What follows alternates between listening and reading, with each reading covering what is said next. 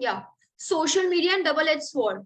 तो इसमें आपको दोनों डिमेंशंस लिखने हैं। डबल एज स्वॉर्ड का मतलब है कि पॉजिटिव एस्पेक्ट भी लिखना है, नेगेटिव एस्पेक्ट भी लिखना है, और अगर कोई दूसरा डिमेंशन हो सकता है सोशल मीडिया में तो वो भी लिखना है। आप इसके अंदर जितने एग्जाम्पल्स हो सकते हैं उतने एग्जाम्पल्स दीजिए। जैसे कि फॉर एग्जाम्पल आप शुरू कर सकते हैं कोई भी स्टोरी से।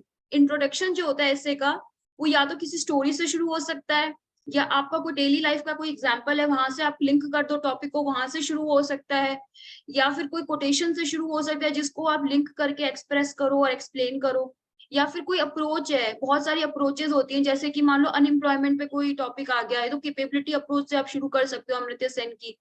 तो बहुत सारी ऐसी थ्योरीज है जहां से आप शुरू भी कर सकते हो इंट्रोडक्शन। इंट्रोडक्शन के बाद एक आता है थीसिस पैराग्राफ।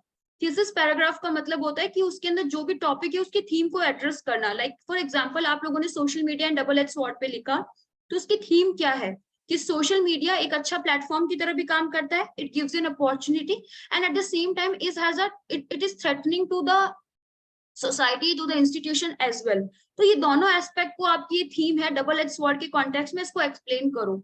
उस थीसिस पैराग्राफ के बाद आपका चालू होता है मेन कोर डिमेंशंस जो होते हैं एसे के। कोर डिमेंशंस ऑफ एसे का मतलब होता है कि फॉर एग्जाम्पल आपने स्टार्ट किया पॉलिटिकल एस्पेक्ट से लिखना शुरू किया ऐसे को, ये तो बहुत आसान टॉपिक है social media and double edge sword.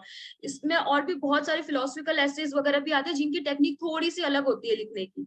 तो फॉर एग्जाम्पल आपने पॉलिटिकल एस्पेक्ट से चालू किया कि सोशल मीडिया का हमारा पॉजिटिव क्या है पॉलिटिकल एस्पेक्ट में, लाइक ई गवर्नेंस आप लिख सकते हो, मन की बात आप लिख सकते हो, लेकिन इन पॉइंट्स को थोड़ा एक्सप्लेन और इलेबोरेट करना है। ऐसे नहीं कि आपने सिर्फ एग्जाम्पल दे दिया और खत्म हो गया, आपको एग्जाम्पल को उस ऐसे की थीम के साथ लिंक करना है। देन कल्चरल एस्पेक्ट में, देन इन्वायरमेंटल एस्पेक्ट में, देन सोशल एस्पेक्ट में, इकोनॉमिक एस्पेक्ट में, फिर आप डिमेंशंस लिखोगे। But at the same time social media also has a different dimension, different phase also, different side also, which is creating destruction in the society. तो destruction क्या क्या है, like hate speeches, privacy को breach करना है, ठीक है, ये सब आपने पॉइंट्स लिखे इसके, और इनके भी एग्जांपल्स दे दो। लाइक रशिया यूक्रेन का इश्यू है, उसमें सोशल मीडिया का क्या रोल है, ठीक है। उसके बाद रशिया के अंदर इलेक्शन मैनिपुलेशन हुए थे, उसमें यूएसए इंक्लूड था। आईएसआईएस जो इतनी बड़ी थ्रेट है वो जा रही है, वो सोशल मीडिया के थ्रू उनका नेटवर्क है। आप लोगों ने में से अगर किसी ने असुर सीरीज देखी हो तो उस असुर सीरीज के अंदर भी बस सोशल मीडिया का और टेक्नोलॉजी का बहुत ज्यादा वो दिखाया गया है रोल। तो आप वो चीजें भी मेंशन कर सकते हो कि it is creating fight among between human and human, human perspective से आप उसको दिखा सकते हो।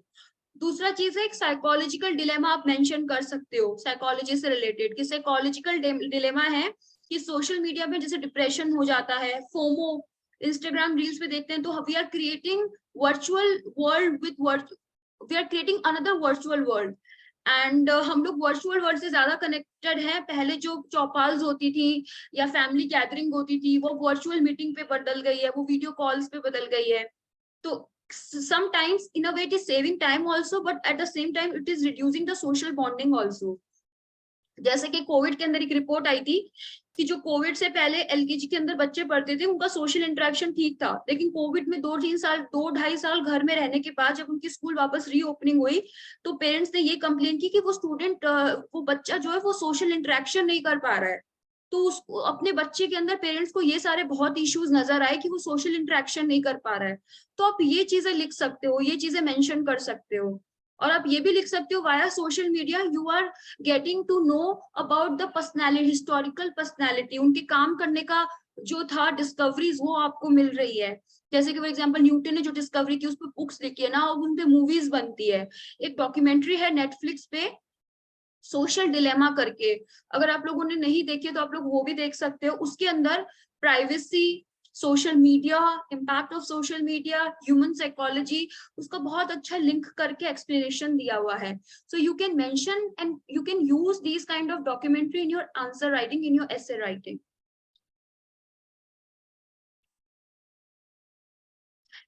एनी डाउट्स इन दिस, मतलब आपको ये समझ आया कि किस तरीके से एस्पेक्ट कर सकते हैं। एंड में आप उसको कंक्लूड कर दो, कंक्लूड आप कर सकते हो अपने हिसाब से। और अगर आपने जिस स्टोरी के साथ शुरू किया है, लेट्स से अगर आपने रशिया की स्टोरी के साथ शुरू किया उसको, तो कंक्लूड भी उसका पॉजिटिव नोट पे उसी स्टोरी पे करोगे तो बहुत अच्छा सिंक बनेगा। ट्राई करो, अगर नहीं होता है तो it's fine, but you can try कर सकते हो आप। कंक्लूजन का कोई पॉइंट बता दीजिए। जी, ये कंक्लूजन का कोई पॉइंट हो सके तो बता दीजिए। कंक्लूजन का ये है मतलब कि कैसा उसका पॉजिटिव क्या सोशल मीडिया का यूज आप स्टेट बिल्डिंग के अंदर कर सकते हो, डेमोक्रेटिक राइट्स जो आ रहे हैं, पॉपुलिस्ट प्रेशर्स जो बन रहे हैं, और अवेयरनेस पे जो है आप इस पे यूज कर एंड कर सकते हो कि कंक्लूजन में बैलेंसिंग नोट पे कि सोशल मीडिया का यूज करना चाहिए बट इतने हद तक नहीं करना चाहिए, should not go beyond the human evolution, it should not break the human evolution. ठीक है, तो आप इस पे इस एंड पे कंक्लूड कर सकते हो कि ये सोसाइटी को डिस्टर्ब ना करे, ह्यूमन एवोल्यूशन को रोके ना, उस तरीके से सोशल मीडिया का यूज करना चाहिए। It should be in the it should be use in the humanity, in the limits of humanity.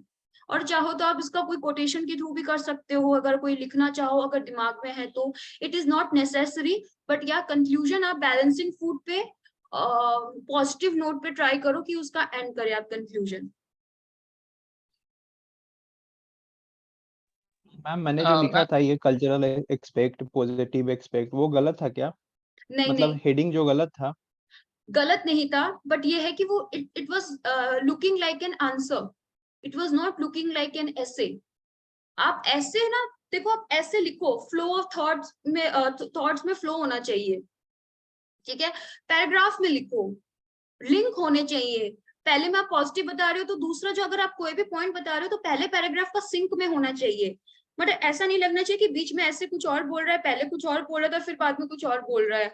तो आपने जैसे कि एग्जाम्पल मन की बात लिखा था, तो एग्जाम्पल तो अच्छा है ऑफ कोर्स, लेकिन आपने उसको एक्सप्लेन ही नहीं किया कि how it is link to the theme of the essay.